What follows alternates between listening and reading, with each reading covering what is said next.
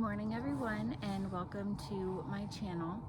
It is a cold spring day here on our property in the high desert of Southern California, and today I wanted to do a little tour of my very young food forest, which hopefully in a few years or so we can have thriving and covering a decent amount of our property. I've just been very interested in permaculture the past few years and have been waiting to own some land so I could start that dream of mine. I am a mother of 4, so it's always been a dream to have my kids be able to run out into the yard and pick fruit or, just whatever. I grew up gardening with my dad, and one of my favorite memories was just getting to go out and grab tomatoes for dinner that night, and it's just definitely something that I want to give to my kids. Yeah, let's go ahead and start the tour. First off, I want to start right here with this tree. This is what I believe California Bay Laurel. So the leaves are sort of similar to just like a typical bay leaf that you would be cooking with, and you can still cook with these, but they're much stronger, I believe, than a typical bay leaf, at least from the research that I've been doing. Remember, I'm new here, so please, if you have any suggestion or you're like, that's not what it is, please leave that below in the comments, because I am so keen to learning, because I just want my food forest to be successful. So I will take any advice that I can get. I've learned a few really cool things about this recently, and this tree produces some small flowers, which there were a few on it, but because we had snow about 3 or 4 days ago, so I do believe the flowers have all fallen off. But eventually in September you'll be able to harvest little, I don't know if they're like seeds or nuts exactly, and I've learned that you can grind them up and make coffee from them, or something similar to coffee. So I'm really excited to try that out. I've actually never even heard of these trees before. I have 4 of them on my property, and from everything that I have been reading about these trees is that they are not supposed to be next to oak trees. And I have all of mine are surrounded by oak trees, and then this one is directly next to an oak tree. So I'm not sure if that's stunted its growth or if that's caused any issues, but the tree looks very healthy to me. The oak tree looks healthy. The Bay Laurel looks healthy. So I'm not gonna stress about that. But I did want to jump in and say that this tree has led me to believe this, along with a few other things, that the previous owner of our property, like 10 years ago, maybe even 15 years ago now, was interested in some sort of permaculture. And my reason for that is because there was just so much work done to this property that makes me think that he was into it because of just things that I've learned over time.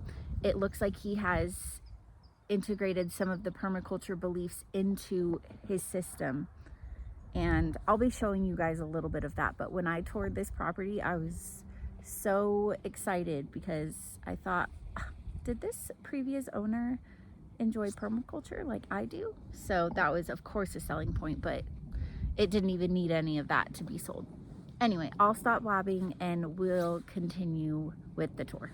Here we're standing in front of just a few of the olive trees that we have on our property. We have a total of 12 olive trees. They are all fruiting except for one, and I believe the only reason the one doesn't fruit is either it just hasn't been taken care of for a really long time, or it is standing alone in our courtyard, or it could just be a non-fruiting variety. But I find it interesting because we definitely have some olive trees that fruit way more than others, and since I am still new at this, I'm not 100% sure what the types of olive trees are. We did have a huge harvest of olives this past fall, and of course I wanted to make olive oil or stuff like anything like that, but making olive oil is a way bigger process than you would think. So maybe down the line eventually, but I'm not sure. That's a big task to take on, so I'll just stick to pickling my olives for now. We have 12 olive trees on our property, which is really cool. They are really beautiful. They're relatively drought tolerant, perfect for our climate, and they need some serious pruning because it clearly has not been done in a really long time. So maybe one day we'll get to that, but for now they're doing fine, and I do love the big bushiness of the trees, and they add for a lot of privacy, which is great. Behind me here I have our walnut tree, and this tree was already here when we bought the property, and this is another reason why I think that possibly the previous owner was into permaculture, because I'm sure everyone who's interested in the practice is familiar with the layers of a food forest, and a lot of times the canopy is walnut trees, and then it shows the vining, which is the grapes usually, or whatever. But we have this walnut tree, and right next to it we have a grapevine, which I think is really interesting because you don't see that often. I just thought that was really cool, seeing that. Of course, our walnut tree is still very much sleeping. It is starting to come up a little bit, and in about a month or so I'm sure it'll be relatively green. But we did get a decent harvest of walnuts off of it this past season, so that's very cool because I like to use walnuts in my banana bread or salads. And yeah, it's just exciting to have a tree that is already producing on our property, and we didn't even have to do any work. First up in my young food forest, this is a tree that I just planted, and it is a pecan tree. I have 2 of these, and this is one I'm most excited about because my husband loves pecans, and I can make him all the pecan pie he wants. And obviously I just planted these a few days ago and haven't gotten around to mulching or doing much of anything with them yet, just keeping them watered. I'll probably get to that later today, but I just wanted to show you how cute it is, and I'm very excited for the day that I get to start using these pecans. And here's that second pecan tree. So behind me here we have what's going to be kind of the main area where I have most of my trees. And I started digging out swales. I know they're not very pretty. I did hand dig them myself. They're not perfect. They're not the most beautiful, but eventually we'll get there. And I have planted my trees along the bottom side of the swale here. And then I have another one down here that I dug up, and eventually I would like to go on contour down my entire hill.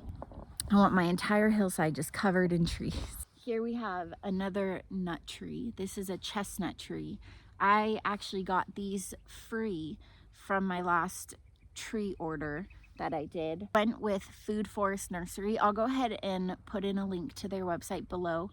I've really enjoyed their shipping. They've shipped pretty quickly, especially for me because I am in a zone where it gets shipped earlier. But anyway, back to the tree. This is a baby chestnut tree, and obviously there's not much to say about it.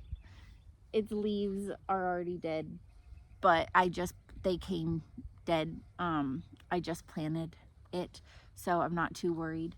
And yeah, I'm excited for this little chestnut to grow up. This little seedling here is another tree that I got for free with my last order from the Foodforest nursery. And this is a pear seedling.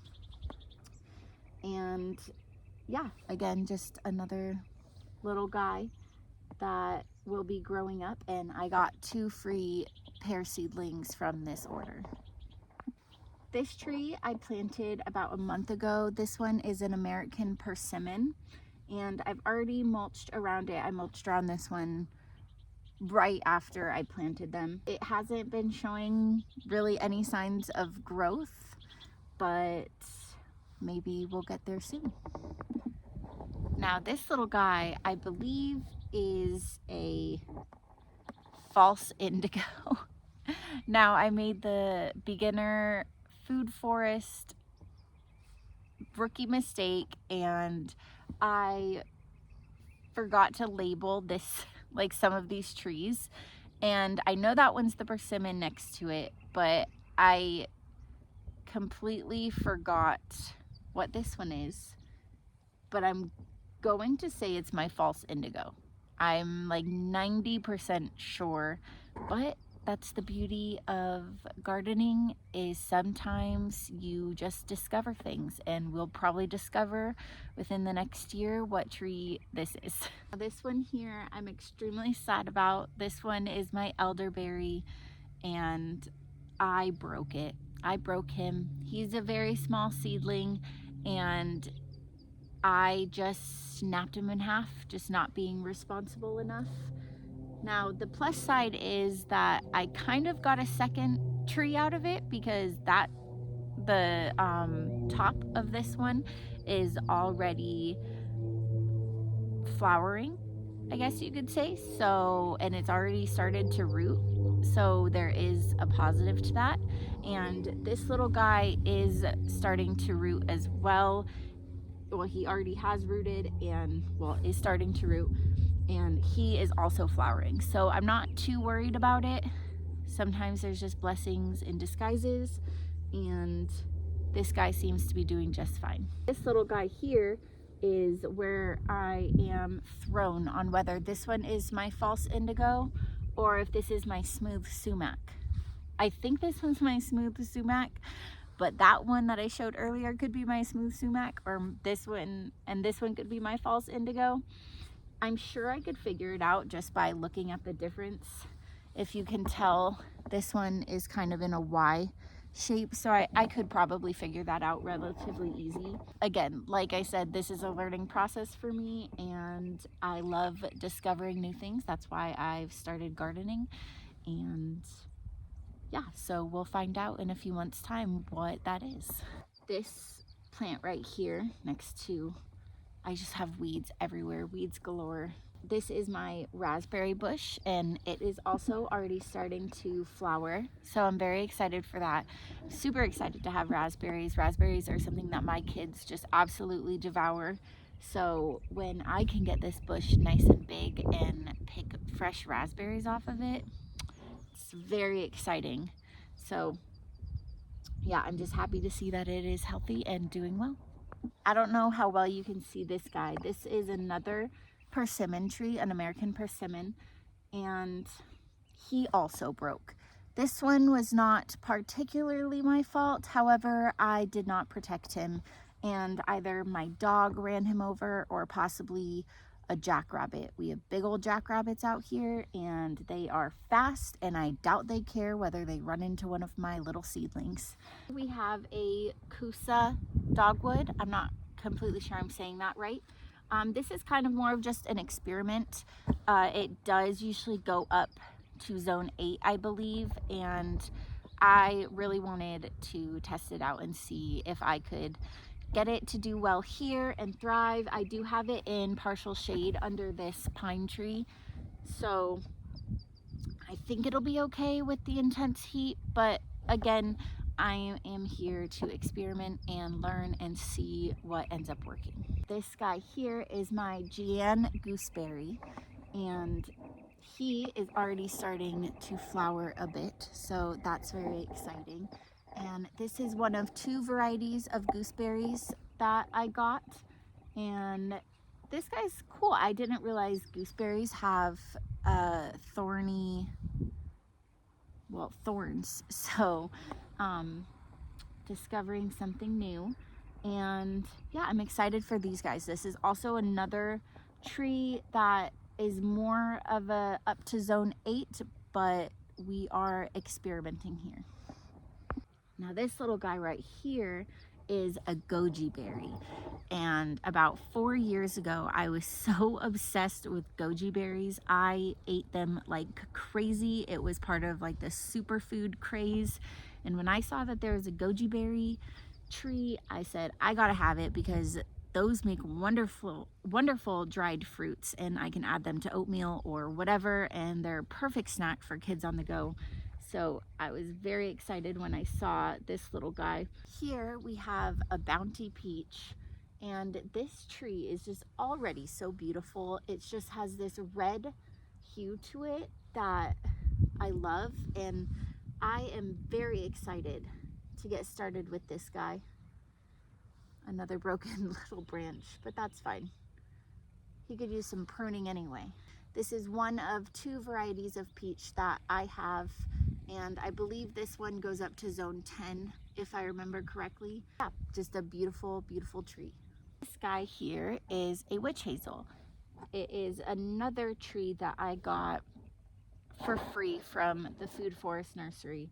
So he's kind of just a fun addition. I don't really know much about witch hazel trees. It's something I need to look more into. I do know they have pretty beautiful foliage though, so I'm excited for that. And the only thing I really know about witch hazel is a witch hazel astringent that I used to use on my face back in the day.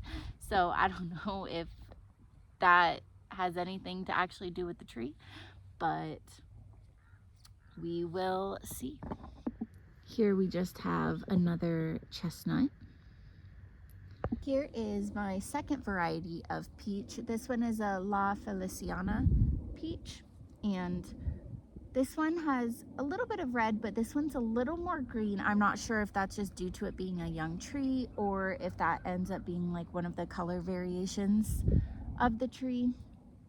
And like I said, I love peaches, so another one I'm very interested to see how it does out here and have my kids just run around picking peaches. Here we have another variety of gooseberry. This one is a Pixwell gooseberry, and it's so funny. I don't even know really what a gooseberry is. I mean, of course I do, but it's not really something that you see often. But I'm here to try new things, and I was very interested when I saw what these gooseberries look like. So very interesting to see how these are gonna do out here in our insane climate.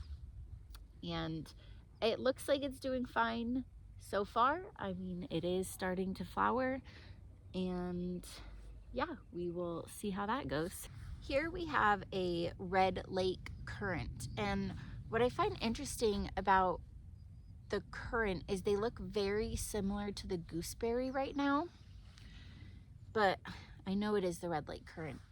I just thought it was interesting that they have very similar foliage. It almost looks like celery is coming out of the branches, which I thought was pretty cool. And a currant is another fruit I'm not very familiar with, just something that I'm gonna have to learn to work with out here. This one is a black locust, which, as I'm sure you know, is a nitrogen fixing tree.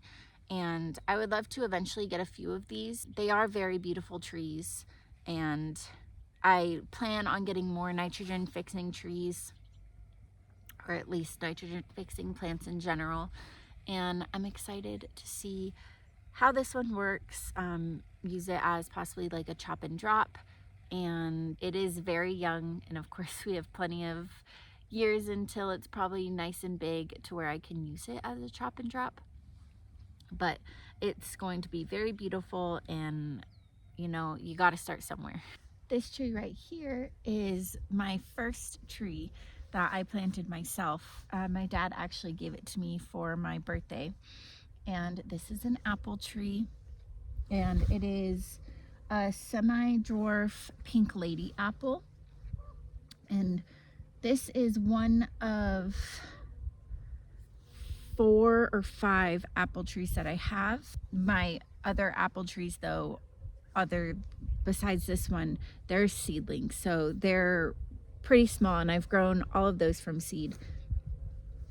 This one though, I'm hoping that we probably won't get fruit this year, but I'm hoping we can get fruit next year. It is looking pretty promising, and it's a decent size. So I believe dwarf varieties usually produce fruit earlier. I could be wrong, but I do love this tree, and I have it up close to my house because, I don't know, it's a special tree to me. This one is my Chicago Hardy fig, and I love figs. I am not too familiar with this variety, but I'm pretty sure it's a very popular one, just from what I've seen. I don't know how yummy it is or delicious, but we'll eat it anyway. And I was really excited to get a fig tree because from what I have seen, they do produce fruit relatively quickly, usually about a year and a half. So I'm thinking possibly next spring, summer, we will have fruit. Again, it's something that we're just gonna have to wait and see, but I did pick a fig tree just because from what I've seen, it does fruit relatively quickly. This tree here is a Washington hawthorn, and it has thorns on it. And this is another variety that I got for free. And the really only thing I know about this tree is it is very beautiful. Green, shows beautiful green foliage, and it's apparently good for heart disease. Now, I don't know if this thing fruits. I think it does. I think it gets like possibly little berries on it, if I remember correctly. But like I said, like I am a completely new learner here, and I am so open to anything you guys, any information you guys have for me. So if you could leave it in the comments below, I would really appreciate it. If you have a Washington hawthorn, what do you use it for, and what do you love about it? Or what do you hate about it? Here is my last tree in my young food forest, and this is a yellow tulip poplar. And I've heard about poplar trees in the past. I hear they're relatively fast growing, which is exciting. This one is already starting to flower a little bit, and from what I've seen, they produce a very beautiful foliage, and it adds some of that fall color into my garden.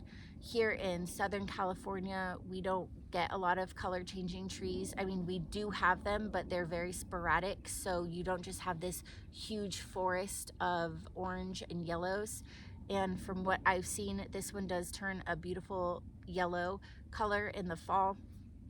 That is something I'm very much looking forward to because I love the fall, and especially all the colors that come with it. So interested to see how this one turns out. It does get to a relatively good size, and I think it just is gonna add a really nice variation of color to my food forest, because one thing that I really want to do in this food forest is add a ton of variety. I want flowers, and they don't all have to be edible. And I understand that a food forest is kind of supposed to be all edible, but what I just really want to see is a ton of biodiversity. I want to have colors galore. I want to discover something new every time I walk out into my food forest. I want my kids to discover something new. I want my husband to discover something new, and any visitors we have. And that is something that I think this tree will add to the food forest, is just color and diversity. All right, guys, well, that is the end of my very young food forest tour. I hope you guys enjoyed coming along with me, and I hope that in a few months' time we can do a summer tour and we'll have a bit more green to show you and some good growth on these trees. Like I said, if you guys have any just information to give me, any tips, tricks, or just really any comments that you want to say below, I welcome them. I love opinions because they change my perspective on things. Not always, but they could. And yeah, I'm just excited to go on this adventure with you guys and show you what I'm learning along the way. And you know, maybe down the line I will be able to teach somebody else something. That's what I want this channel to be about, is me learning, and in the future I'll be able to inspire and teach other people how to grow a food forest. So thanks again for watching, guys, and I'll see you next time.